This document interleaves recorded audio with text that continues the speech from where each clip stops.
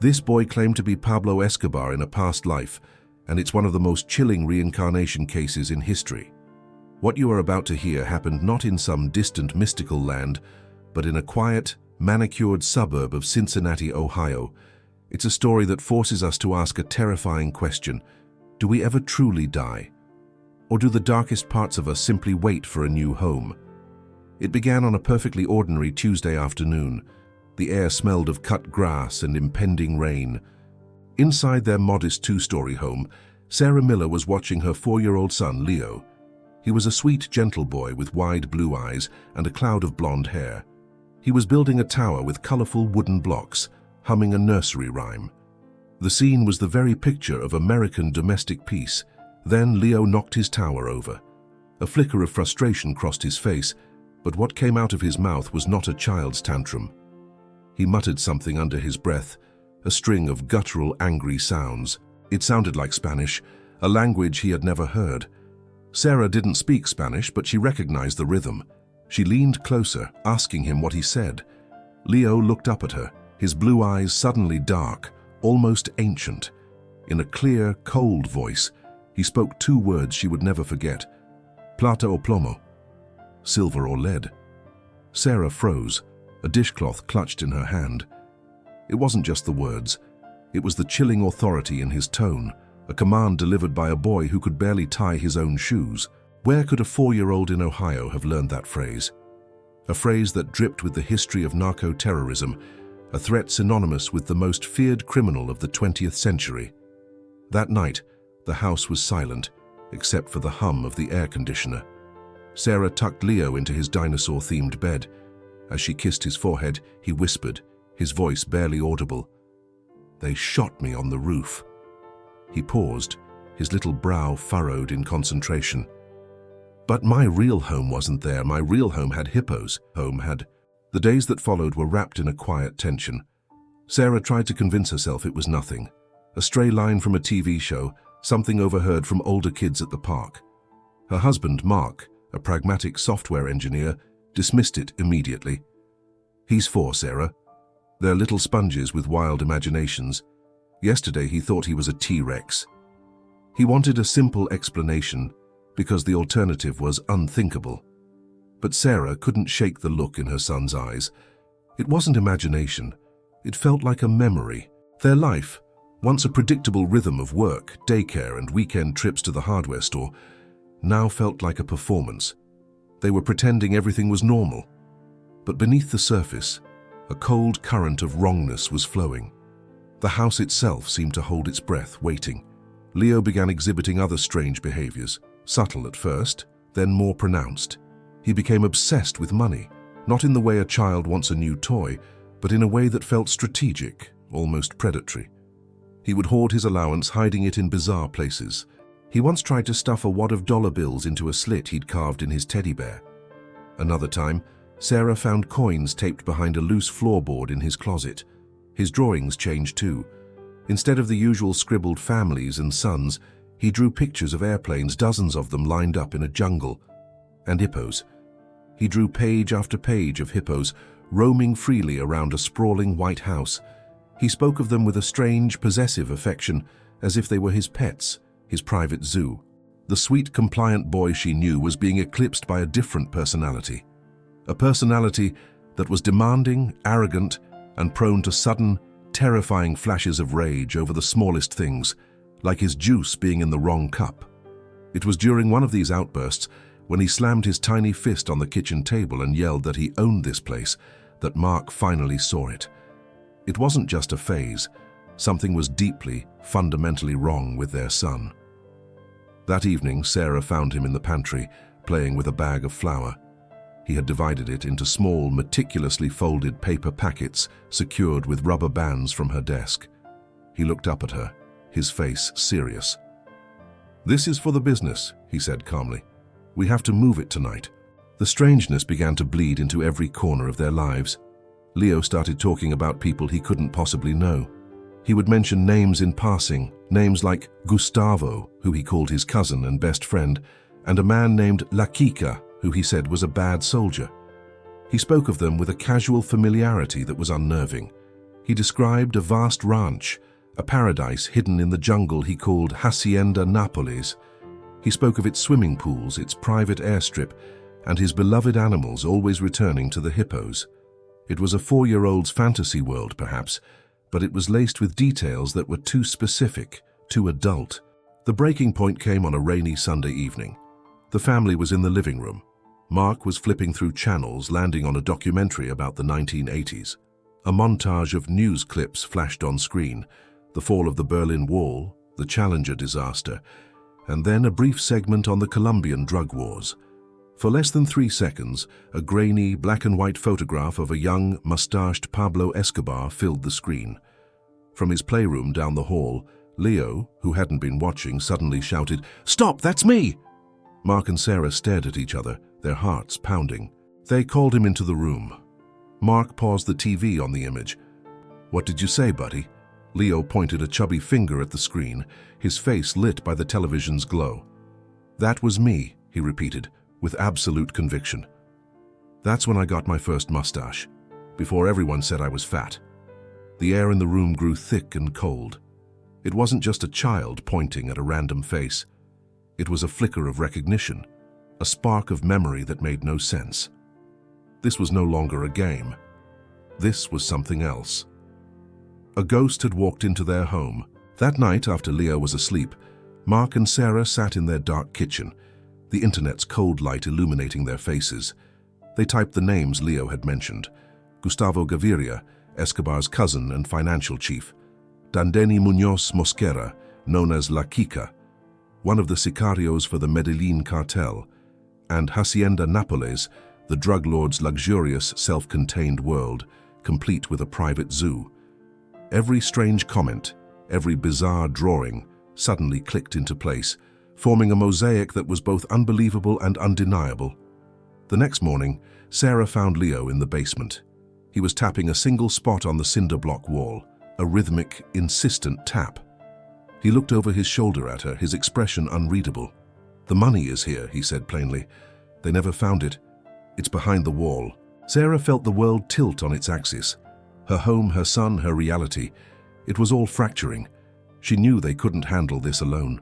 The first person she called was a child psychologist, Dr. Evelyn Reed, a woman with a reputation for handling complex developmental cases. She needed science, reason, and logic to pull her back from the edge of an abyss she couldn't even name. She explained the situation over the phone, her voice trembling, feeling foolish as the words left her mouth. "My son thinks he's a dead narco-terrorist." The first meeting with Dr. Reed was a sterile clinical affair.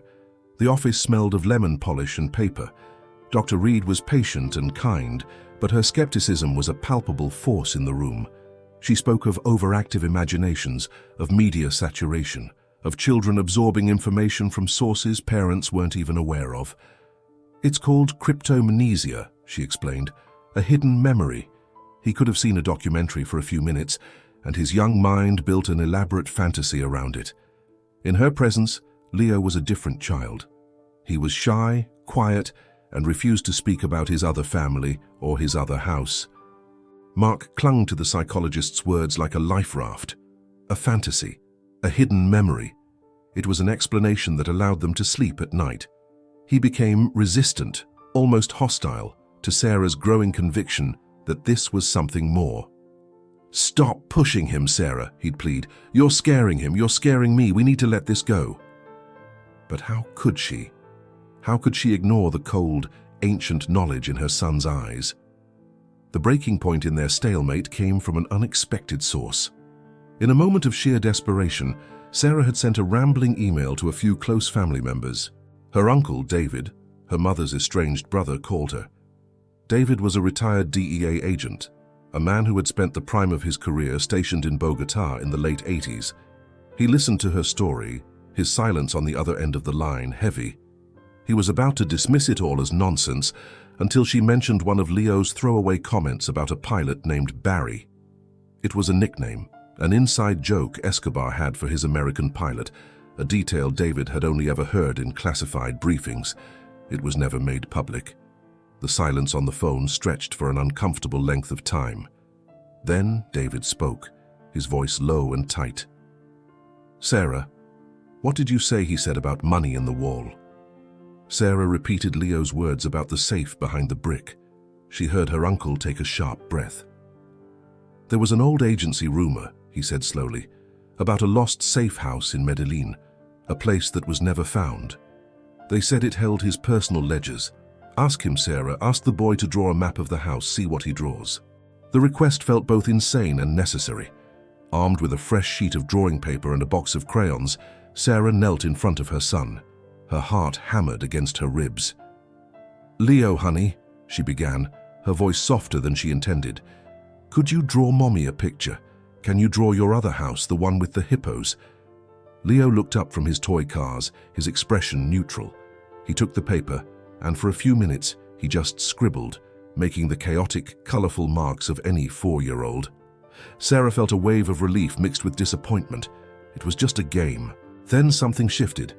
Leo's movements became deliberate, focused. He picked up a black crayon and drew a distinct rectangular shape. He began dividing the space, creating rooms with firm, straight lines. He drew a long, curved path leading to the main box, and next to it a lopsided, kidney-shaped pool. In one of the rooms, he drew a small, square fireplace. Next to it, he made a heavy, dark X. "This is the office," he stated, not looking at her. "The money is here." He then added a smaller building off to the side, populating it with tiny stick figures holding lines that represented guns. Sarah's hands trembled as she took a picture of the drawing with her phone and sent it to her uncle David. The hours that followed were the longest of her life. The house was quiet, but her mind was screaming.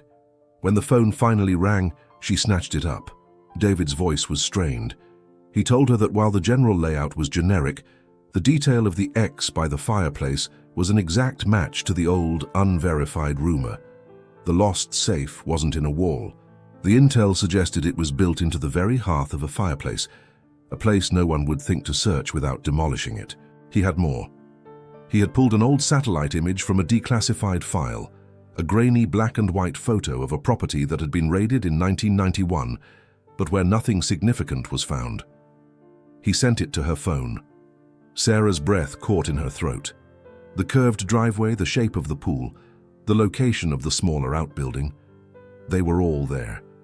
An almost perfect match to the crayon drawing made by her son. The coincidences were no longer just coincidences.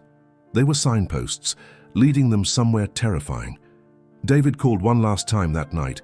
His voice was hushed, urgent. He'd been reading an old interrogation transcript.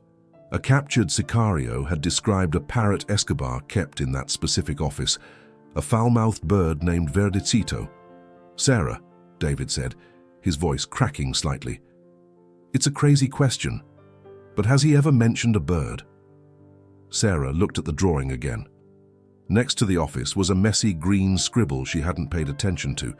She remembered asking Leo what it was. His answer, spoken with the casual annoyance of a memory, echoed in her head. "That's Verdecito," he'd said. "He was a stupid bird, but he always made me laugh." The map drawn in crayon became the key. David, now consumed by the case he never knew existed, leveraged a lifetime of contacts. He reached out to a retired general in the Colombian National Police, a man he had trusted during his time in Bogotá. He sent the image of Leo's drawing, the satellite photo, and the story of the parrot. He asked the general for an impossible favor, to search for the original architectural plans of the properties in that region, plans that predated the cartel's takeover of the land. It was a shot in the darkest of nights. Weeks went by. The silence was heavy, filled with unspoken fear. Then one morning an email arrived. It was from the general. Attached was a scanned document, a blueprint from a dusty city archive dated 1976. It showed the floor plan for a small country villa. There in the main office was the drawing of a fireplace, and behind the firebox, a detail that stole Sarah's breath away. A small, hidden cavity, explicitly labeled on the original plans as a caja fuerte para documentos, a document safe. It was irrefutable. It was impossible. It was the truth. This piece of evidence was different. It wasn't a half-remembered name or a vague description. It was a hard fact, buried for decades in a foreign country, unearthed by a child's memory. That evening, Sarah and Mark sat on the floor with Leo as he played with his blocks. The monster wasn't a monster anymore. He was a puzzle, a ghost, a tragedy wearing their son's face. Sarah finally asked the question that had been burning inside her. "Leo," she whispered, "do you ever miss it? Your other home?" Leo stopped playing. He looked up, and for the first time the cold authority in his eyes was gone. It was replaced by a profound, ancient sadness. "My little girl," he said, his voice thick with a grief no child should possess. "Manuela, I miss her." Tears began to stream down his small face, not the loud sobs of a frustrated toddler, but the silent, heartbreaking tears of genuine loss. "I made a pony for her," he choked out. "From the money. I just wanted her to be happy." In that moment, the drug lord, the killer, the myth, all vanished. All that was left in the room was the ghost of a father, mourning the daughter he had lost. What do you do when the final, absolute proof doesn't bring clarity, but only a deeper, more profound sorrow? In the aftermath of that revelation, a quiet decision was made. There would be no more questions, no more searches for proof. The investigation was over. Sarah and Mark realized they had been trying to understand the ghost when their real job was to save their son. Their focus shifted from the past to the present. Their mission was to build a world for Leo so full of light, laughter, and love that it would leave no space for the shadows to linger. They filled his life with finger painting, trips to the zoo, stories about superheroes, and the simple, grounding rhythm of a normal childhood. A year later, they moved. They sold their home in Ohio and bought a small house in a coastal town in North Carolina, a place with the smell of salt in the air and the sound of seagulls overhead. They needed a new geography, a place with no memory of cinder-block basements or whispers in Spanish, and slowly, miraculously, it worked. The memories began to fade like a dream upon waking. The flashes of anger subsided, the obsession with money vanished. He stopped talking about hippos and airplanes. The ghost of Pablo Escobar loosened its grip, receding into the fog until one day, it was gone. Leo was just Leo. The event, however, left an indelible mark on his parents. They carried a silent, secret knowledge that separated them from everyone else. They understood that the universe was far stranger and more mysterious than they had ever imagined. They looked at the world with different eyes, seeing the echoes of past lives in the faces of strangers, wondering about the journeys souls take through time. It was a heavy burden, but it was also a strange gift. It taught them the profound power of love to heal not just a life, but perhaps a soul. What do you believe happened to Leo? Share your thoughts in the comments. And if this story left you wondering, make sure to subscribe for more journeys into the heart of the unknown.